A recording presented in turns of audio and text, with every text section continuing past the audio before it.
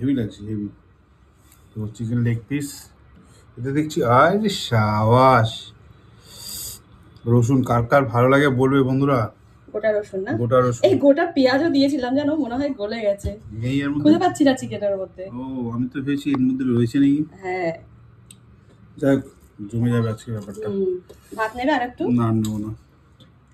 রসুনটা একটু দেখি। রসুন সবাই চুষে চুষে খায় দেখেছি, আমি তো হ্যাঁ, চিপে বের করে নিলাম। আমি ওরকম চিপে বের করেই খাই, এবার ভাত ভালো দিয়ে লাগে মাখি দেখো না। খেয়ে, হ্যাঁ ভালো লাগে। ভাত দিয়ে মাখাই, আমি তো শুধু একটু গালে দিই। যাক, আমি তো দিলাম কামড় বসিয়ে। হ্যাঁ। হুম, সেই টেস্ট। তাই না, মাটনেও খুব ভালো লাগে হুম। গোটা রসুন। চিকেন লেগ পিস কার কার ফেভারিট? আমার সেই। লেগ পিসটাই বেশি ভালো লাগে। হ্যাঁ, ওই জন্য তো তোমাকে লেগ পিস দিয়েছি। তোমার ছেলেদেরকেও তো খেতে গেলে তখন লেগ পিস হুম। না হলে আগেই খুঁজবে লেগ পিস আছে। লেগ পিস সবাই ভালোবাসে।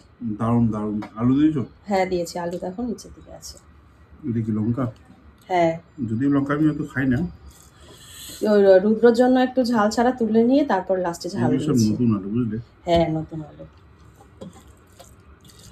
দারুণ হচ্ছে কিন্তু, রসুন দিয়ে একেবারে জমে গেছে। হুম। ঠিক আছে, তুমি ধীরে সুস্থে খাও তাহলে।